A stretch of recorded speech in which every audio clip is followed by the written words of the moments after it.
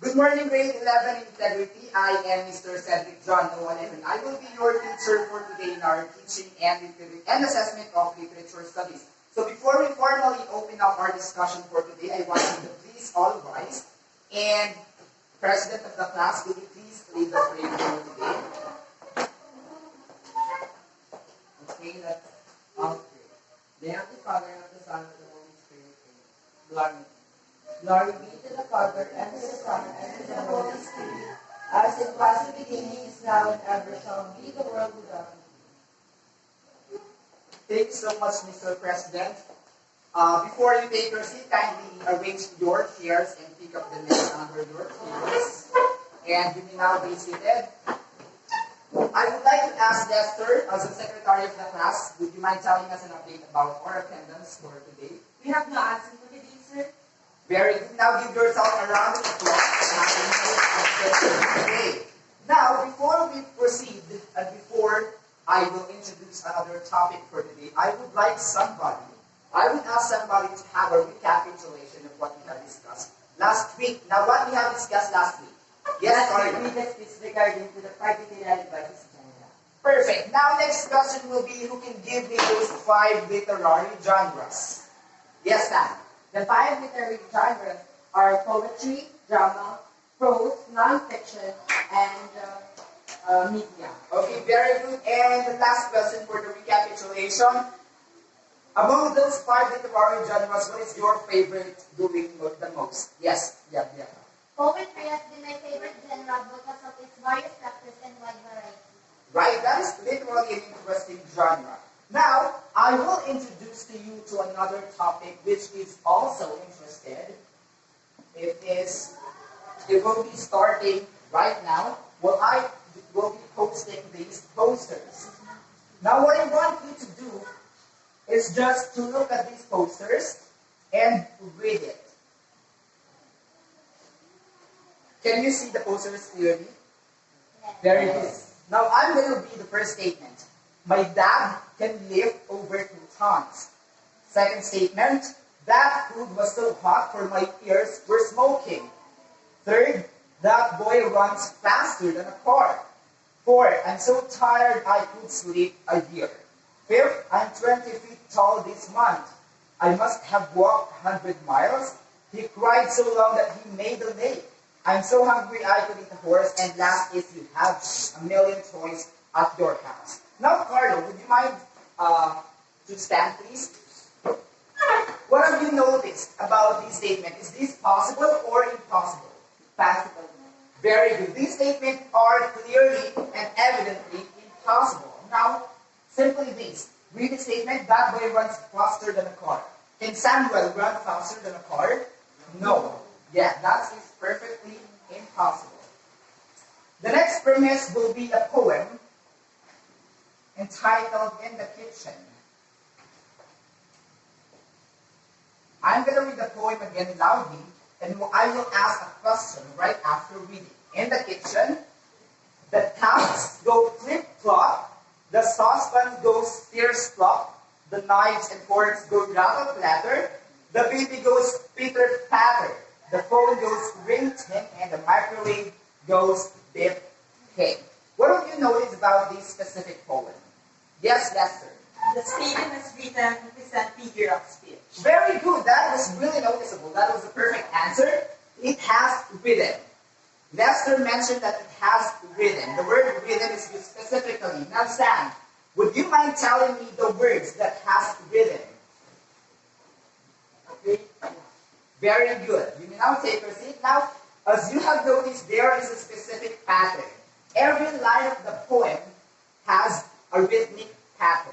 Very good. Now, from this statement, what do you think will be our topic for today? Yes, Lester? Literary devices. Very good. Our topic for today is going to be about literary devices. Do you have any idea about literary devices? None yet. You may not have specific knowledge about it yet because this will be the first time that I will be going to discuss about literary devices. So literary devices is also called as figures of speech. Now we have different tons of figure of speech that can be used by authors, which I will mention later. Now, in this lesson particularly, we will be going to talk about only 5 literary devices. Literary devices has very wide range. It has more than 10 types. But today, we are going to focus on only 5, and maybe on our next class we'll be discussing the latter parts of it.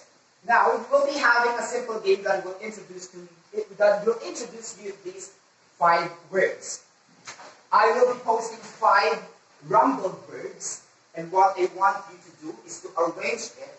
And once you have arranged it already, I want you to just stand and shout your answers. Is that clear? Yes. Very good. Now, the first word is 1, 2, 3, go. Simile. Very good, Bianca. That was so fast. Simile. Yeah. Bianca, you now have 1 point. Please take note of your points. The highest pointer will be receiving an additional 10 points in your midterm examination. The second word. 1, 2, 3, go. Hyperbole. Yes, Dan. Very good. Hyperbole. And the third one will be.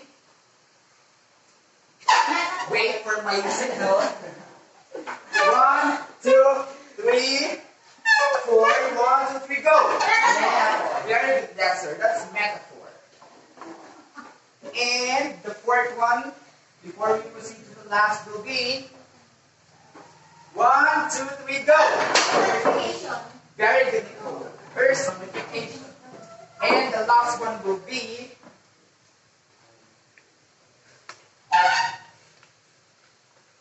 1, 2, 3, go. That's the onomatopoeia. Very good. No, so the first statement that we have here, the first term is simile. Number 2, Hyperbole. it's not hyperbole, it's hyperbole. Hyperbole.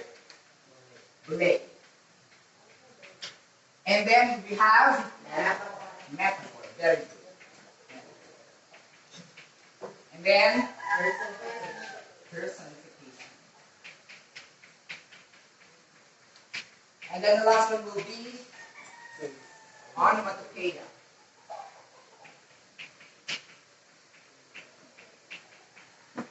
Now, we will discuss each of these terms individually, starting with the first one, which is all about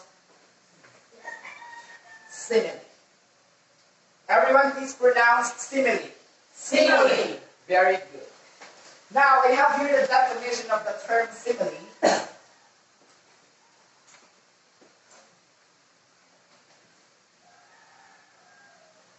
Lester, would you mind reading the first bullet? A simile is a form of figure language in which a comparison is made between two things which have something in common, using the words like or as. The simile is used to describe an item, situation, emotion, or action by comparing it to something else in order to make the statements more creative and artistic. Very good. And the second bullet is when used as a literary device, a simile can give a more emotional and complex feel to a piece of writing and enables the author to better convey the description by using this type of figure of speech. Now, just like I have mentioned earlier, figure of speech is also called as literary devices. The simile, the perfect example that you could probably think of when it comes to talking about simile is that a statement or a sentence uses simile if there is the word like on it. Like for example, Lester is like a tree, which is, it simply implies that Lester is tall, like a tree. Or you can also use the word as, okay? For example, Bianca is as tall as Lester. That simply means that they are of the same height. Very good. Do you understand what is simile? Yes. Now, Carlo, in order for us to realize that you have really understood the topic, would you mind putting these checked beside simile?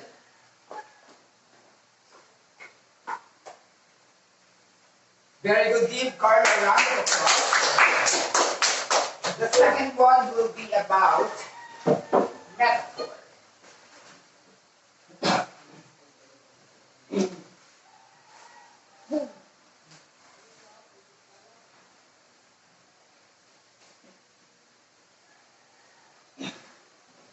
Bianca, would you mind reading the first bullet of metaphor's definition? A metaphor is a form of figurative language. A metaphor is a rhetorical device in which an object, idea, or situation is referred to directly as something it is not. It moves away from referring to something in a literal sense and refers to it as something else in order to create a more imaginative figure of speech and description of something. Very good. In the first definition, a very specific word is used. We have a rhetorical device in which object, idea, or situation is referred to directly as something it is not. Unlike simile, which uses alike things or the same things, they are comparing the exact same things. Metaphor is not using the same things as comparison. Have you watched the movie Netflix series Lucifer? Yes, perfect. Now Lucifer, have you noticed that Lucifer as the main character is using a lot of metaphorical language in that movie? Now the second bullet defines when used as a literary device, a metaphor can add more detail and complex description to something. Though it does not provide a direct or literal meaning from a statement, it provides complex description, right? And giving the reader a more depth of experience. So by the use of the metaphor, for example, is that you are reading a book and you have found a metaphor in there. You will not be able to understand the metaphor literally because it has a different meaning from it. Now, let's proceed to the third one, which is about hyperbole. But before we proceed, I would like to ask again if you have understood what is a metaphor already. Do you have any questions about metaphor? None?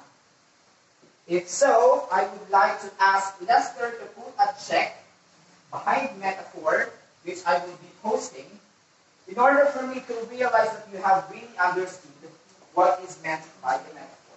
Lester, would you mind coming to front? And put a check near metaphor.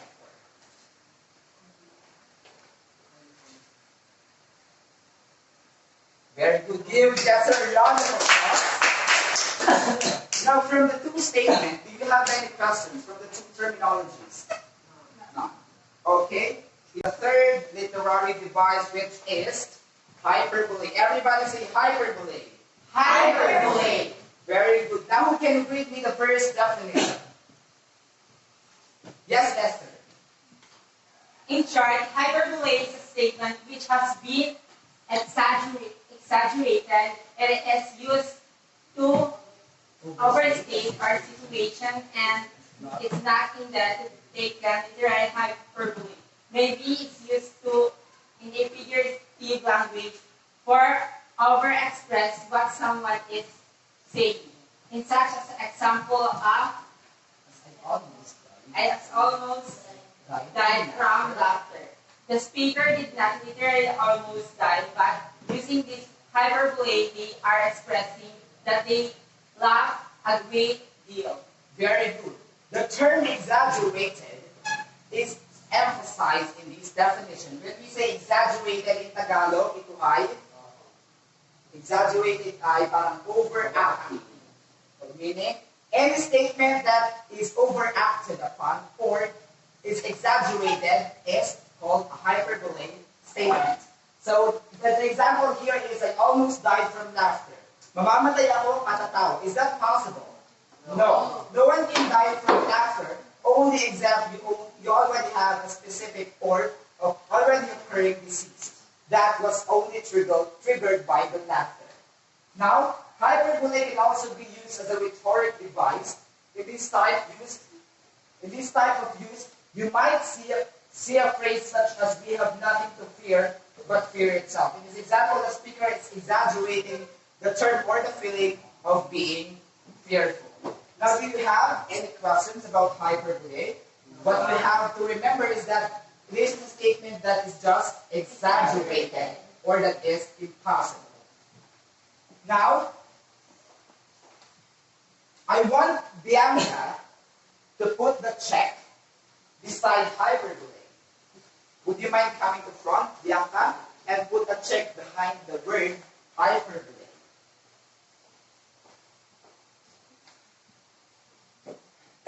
Very good. Now we're on 4. I would like to commend everyone to easily understanding the previous 3 terminologies.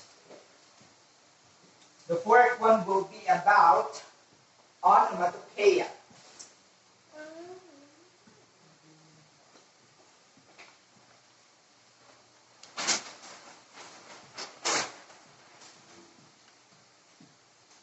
Now this poster is kind of different from the rest, or from the first 3 posters that I have posted in the board, because it does not have the definition on it. The difference is that it does not have a definition, but instead reactions or sounds. We have boom, splat, crash, bang, zap, post, smash, poop, pop, wham, oops, OMG, yeah, and haha, and whatever. We have here a lot of reactions that is usually used in comics.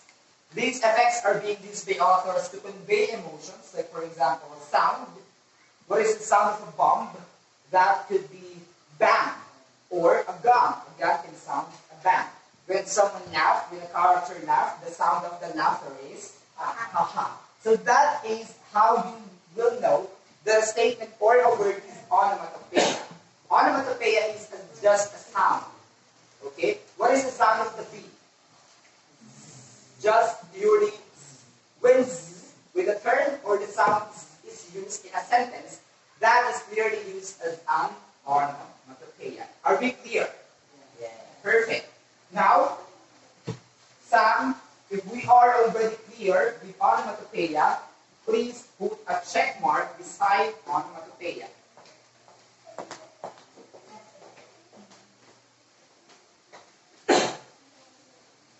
And very good, Sam. Now we're on the last term, which is the last literary device that we are going to discuss for today. And that will be personification. Do you have any idea how to use personification in a sentence? None? Okay. Even though you don't have any idea yet, this teaching discussion will not end without you realizing how to use personification, or at least being able to define and understand what is meant by using the term personification.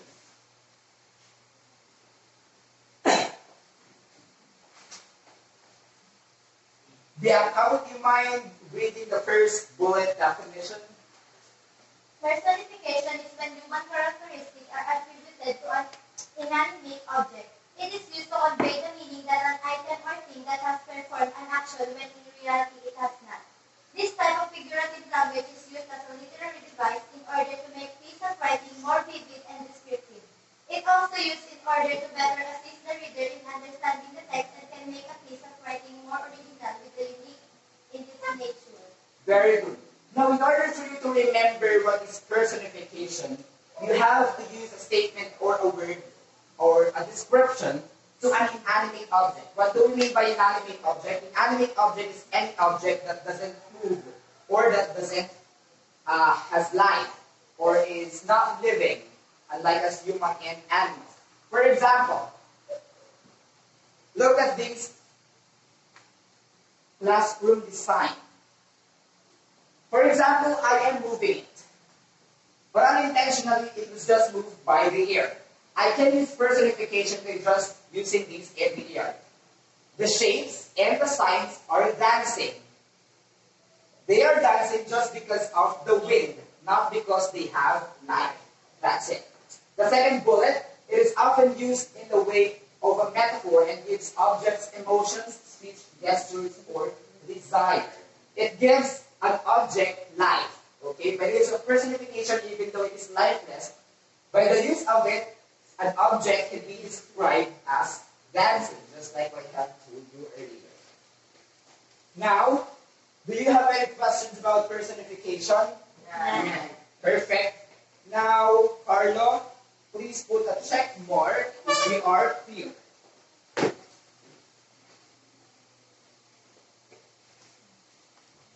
Now, if we are clear, let's all read the 5 literary devices. The first one, simile. Second, Metaphor. hyperbole. Fourth, Onomatopoeia. and last, Personification. Do you have any question? No. Have you understood the topic well? Yes. Give yourself a round of applause. In order for us to test your capacity in understanding of the topic, we will be having a group activity. I will be dividing the class into 5. 1, 2, 3, 4, and 5. Now I will assign each of you of these poems. In this part, I have here 5 poems made as a posters. And these were written by different literary authors, which are very famous. We have William Shakespeare, Langston Hughes, Emily Blunt, Emily Dickinson, and Edgar Allan Poe. Now, I will be giving each of these posters to each one of you, and right after that, I will be asking you to go in front, state the title and the author of the poem, and tell me what literary device is used. Okay? Once I have given you this, what you have to do is to read and analyze the premise. Is that clear? Yes. Perfect. Now, you will be group 1. You will be group 2, 3. You will be group 4, and you'll also be presenting the 5th group.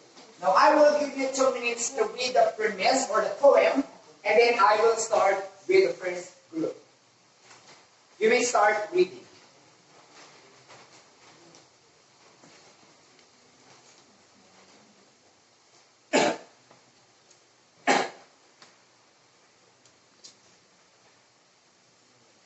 Okay, are you done? First group, Carlo, would you mind going in front and tell us the title and the author of the premise? A poem's title is A Dream Deferred Dunstan Urge. Literary devices that use facsimile. Very good. He mentioned that the literary device which is used is simile. Okay? I will discuss the poem. This is about what will happen to you if your dreams are postponed or unfortunately you were not able to fulfill that dream. That's why it is called as a dream deferred. Langston Hughes. Langston Hughes is a literary writer. He is also a social activist. That's why most of his literary writings are about reality. How about the second group? Samuel, please go in front. Then we hold it for you. The title of the poem is Sonnet 18 by William Shakespeare. Very good. What is the literary device used? The literary devices that is used in this particular piece is a metaphor. Very good. Now, do you agree that the literary device used is metaphor? Yes. Very good, Samuel. Now you may now take your seat. Thank you so much. Now, Sonnet 18 is written by very well-known author William Shakespeare, who is called as the Bard of Avon. Okay? Remember, Bard of Avon. He is called as the Bard of Avon because he is the greatest writer in America, not just maybe in America, but also around the world. How about the third group? Yes, Lester. The poem is entitled Hyperbole by Edgar Allan Poe. The literary devices is being used as hyperbole. Yeah, very good. That's hyperbole. In this term, in this poem by Edgar Allan Poe is entitled Annabelle, which is particularly about Annabelle, who is the beloved girl of the writer or the author. Edgar Allan Poe is very much known of his stylistics in writing. He writes mostly about death or anything that is thrilling. Again, Annabelle by Edgar Allan Poe is used the literary device hyperbole. Very good. How about the fourth group?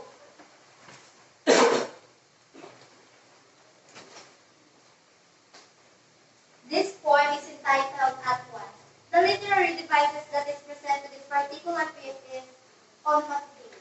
Very good, Bianca.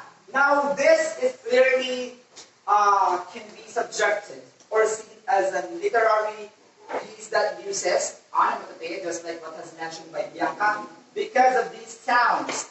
Drip, drip, drip, drop, drop, drop. Just like our example here in onomatopoeia, it presents sounds of water. Now, let's talk about the author, Amy Ludwig von der Rohe. She is a social activist, and at the same time, like William Shakespeare, who lived in a very old age time, in medieval times, I think. She lived in a contemporary period, meaning she is living now as a writer, and mostly she writes books which are specifically designed for children. Okay? How about the fifth and the last group by Carlo? The poem is titled She's with many colored groups. The author, Emily Dickinson, literary devices that is a personification. Very good, Carlo. Now, personification is used here as the author, Emily Dickinson, uses the husband and wife relationship to create the atmosphere or the tone of the poem. Now, let's talk about Emily Dickinson. Emily Dickinson is also a very famous author. She has written not one poem, not just one stories, but 1,800 poems when she was alive. That was really a ton. And this is just one of her very famous literary pieces that she has written. Now,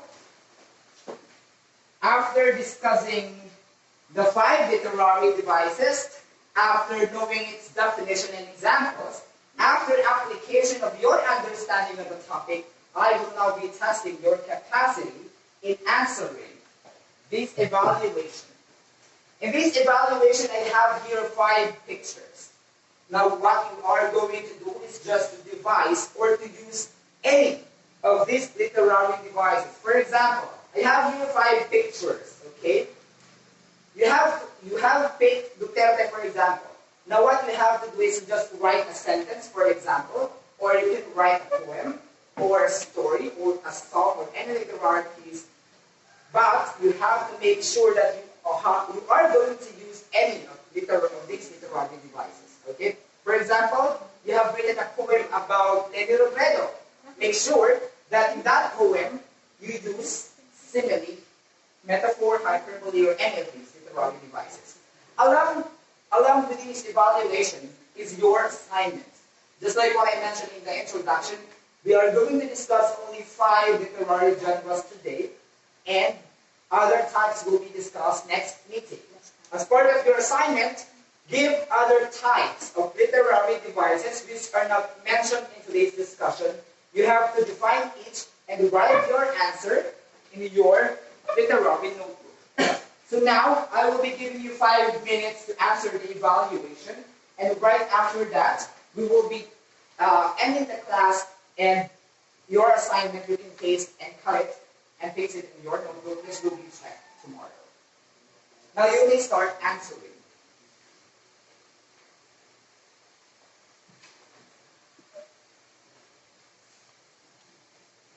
Are you done? Not yet. Okay, last 1 minute.